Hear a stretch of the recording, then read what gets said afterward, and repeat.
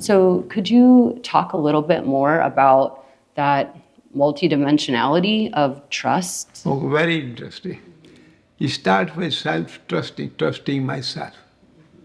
When I trust myself and slowly I become a self-trust, then I need a courage further and hope, and then you create a self-confidence.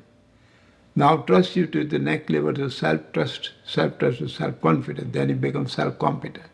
Now you take higher level of state of being, higher level, divine trusting to divinity or cosmic consciousness or that. That is called faith, F-A-I-T-H. Now trust, pinnacle of the trust in totally turns into faith, F-A-I-T-H.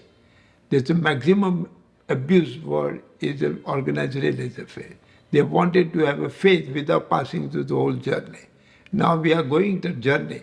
We have to go to primary school, secondary, trust school, trust seeking, and then self-confidence in experiment, and slowly, slowly you trust.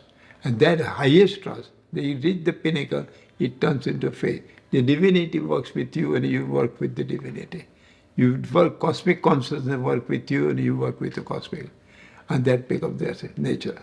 That is the state of being. That totally state of being turned into joyfulness. Then you go to higher one step of joyfulness is the bliss. B-L-I-S-S. Blissfulness, nothing but joy. Super joy everywhere. Super joy, Paramananda. That is the hierarchy of trust turns into the faith, and the hierarchy of faith turns into super joy, Paramananda.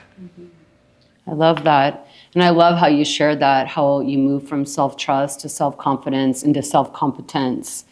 And it makes sense that you first build the relationship with yourself and then the divine energy. And then from there, in that relationship, you can more easily move out horizontally in this field of co-creation to discern where to move, how to connect, when to exit, because you have that built already. Now, here is the secret part. You slowly trust yourselves, then you develop self-confidence.